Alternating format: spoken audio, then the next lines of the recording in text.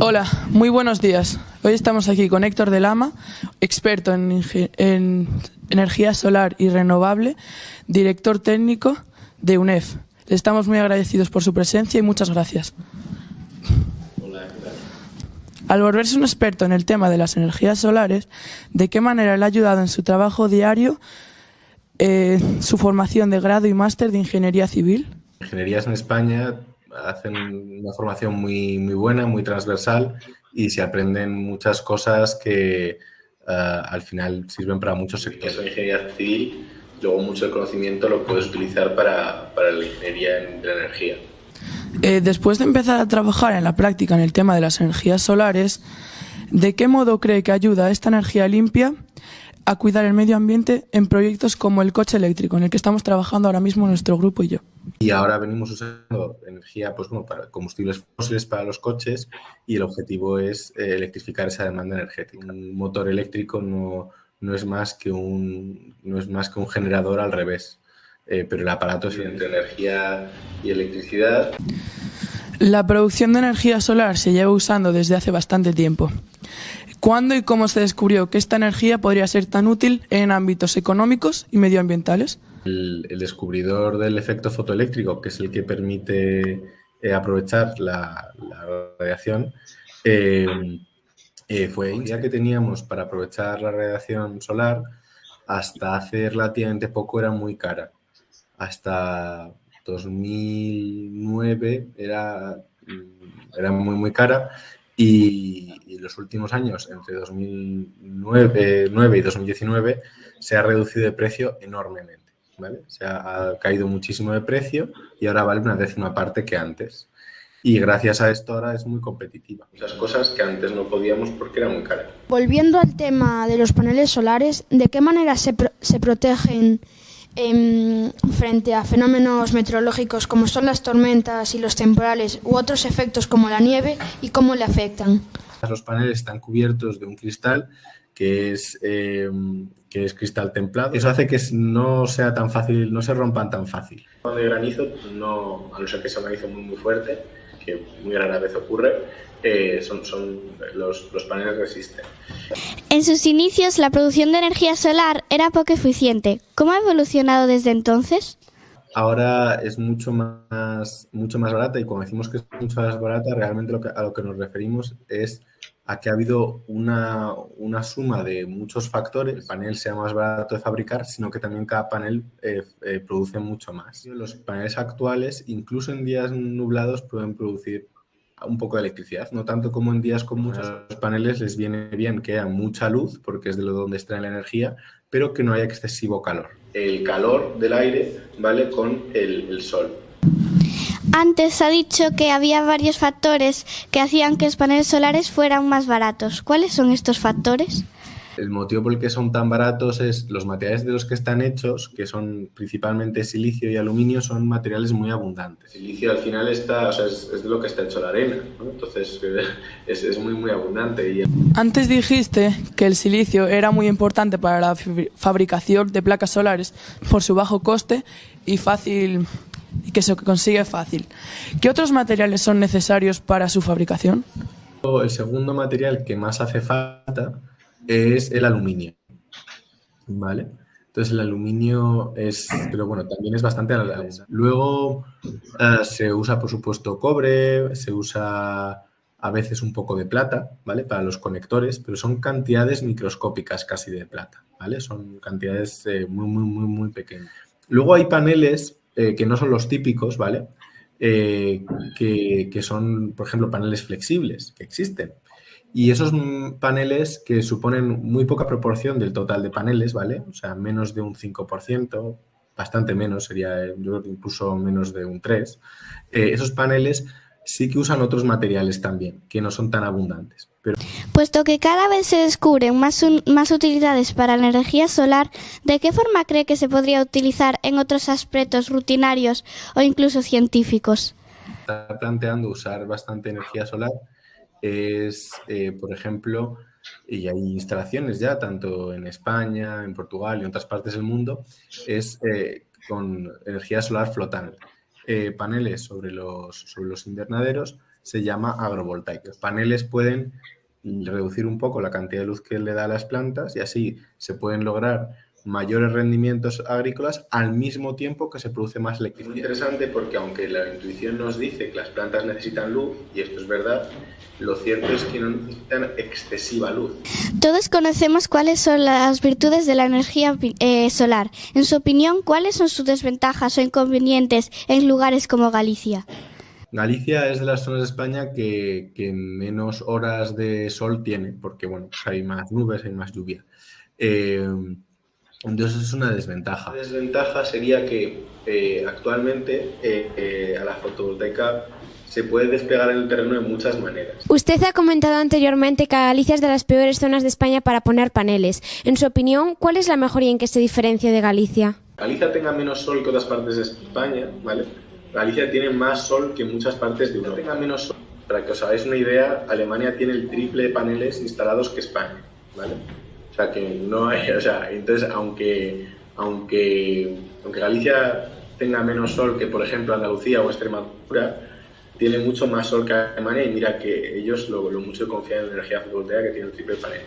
A la hora de ahorrar para que todo sea más económico, ¿cómo ayudan los paneles solares a nuestros bolsillos? Una cosa que tiene la fotovoltaica que no tienen otras formas de generar electricidad es que la podemos poner en nuestras casas, en el tejado de nuestras casas, pero también los tejados de la industria. La fotovoltaica es la forma de generar electricidad más barata, ¿vale? Eso nos permite al final... bueno, pues al generarla más cerca de casa nos ahorramos muchos costes. Antes dijo usted que la energía solar se podía instalar en las casas y en otros lugares. ¿Cuántos paneles solares recomendaría usted instalar? Una instalación típica en España de doméstica suele ser en torno a unos 4 o 5 kilovatios. Cuanto más consumo eléctrico, más paneles. Para que los paneles solares funcionen, ¿cómo es el proceso para transformar los rayos solares y convertirlos en energía? Como os decía, esto se llama el efecto fotoeléctrico, ¿vale? Y entonces lo que ocurre es que la luz, que está hecha de fotones, estimula una parte de los átomos, que son los electrones, y eso es lo que hace que al final se genere electricidad. Para que los paneles solares funcionen, ¿cómo es el proceso para transformar los rayos solares y convertirlos en energía? Como os decía, esto se llama el efecto fotoeléctrico, ¿vale? Y entonces lo que ocurre es que la luz, que está hecha de fotones, estimula una parte de los átomos, que son los electrones, y eso es lo que hace que al final se genere electricidad. Debido a su coste de instalación, los paneles solares no son muy populares. ¿De qué forma recomendaría?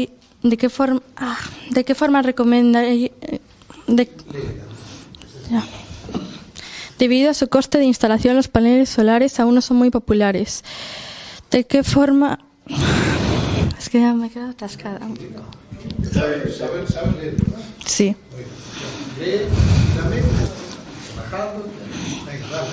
Debido a su coste de instalación, los paneles solares aún no son muy populares. ¿De qué forma convencería usted a la población para instalarlos de todas formas?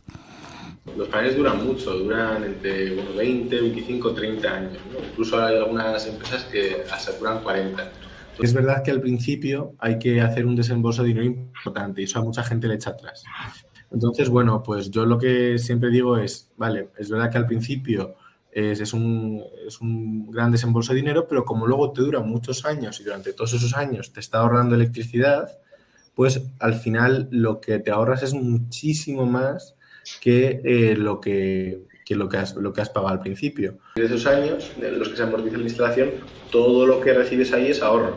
Y entonces, al final, esto no es un gasto como otras cosas, sino que es una inversión. Realmente, dependiendo de cuánto sol haya y tal, la instalación se amortiza, se recupera el dinero en unos 6 años, ¿vale? Entonces pones los paneles y lo que te vas ahorrando los 6 primeros años es más o menos la misma cantidad que lo que te han costado. La producción de energía solar ayuda a luchar contra el cambio climático. ¿De qué manera cree usted que sería más eficiente su implantación masiva en un país como España?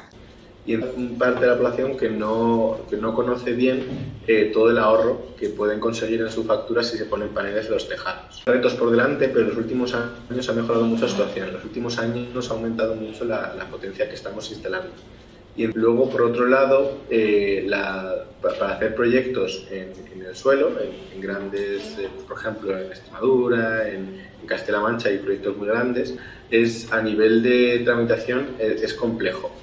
Y la verdad es que está bien que sea complejo porque así se garantizan todos los requisitos medioambientales, ¿vale? Porque lo que queremos también es que se instalen paneles, pero que se hagan con cuidado. Y entonces, bueno, eso es muy complejo.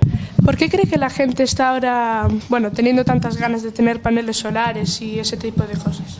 Me sale más a cuenta ponerme paneles en el tejado y esa electricidad me la genero yo mismo.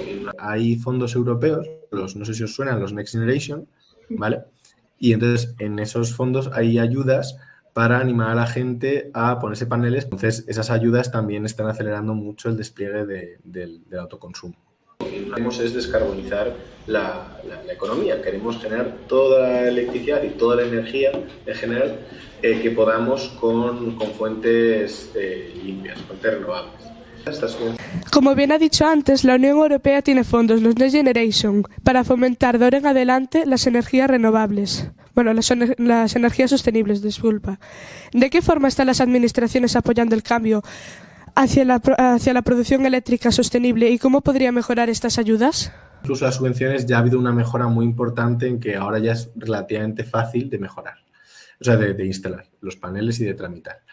Las administraciones continuaran haciendo este esfuerzo y reduciendo la burocracia y ayudando a que se tramite más rápido, pues seguramente más gente se animaría.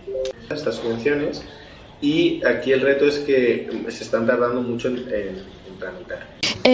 Como ya sabemos, la capa de ozono está dejando pasar más rayos UVA. ¿De qué manera afectaría esto a la producción de la energía solar? En principio no afecta mucho, ¿vale? O sea, en principio el agujero de la capa de ozono está sobre todo en la Antártida, cada vez más pequeño, ¿vale? Cada vez más pequeño. La energía solar ha evolucionado mucho desde su aparición. ¿Cómo cree que puede cambiar en los próximos años y cuáles son los retos a los que se enfrentan las organizaciones como la suya en este sentido? La investigación es súper importante en la fotovoltaica, ¿vale? O sea, ha habido desde hace mucha investigación y solo gracias a los investigadores hemos podido llegar hasta aquí.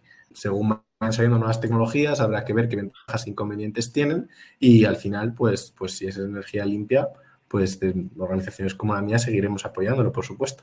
La tecnología la verdad es que sigue sorprendiendo porque sigue mejorando.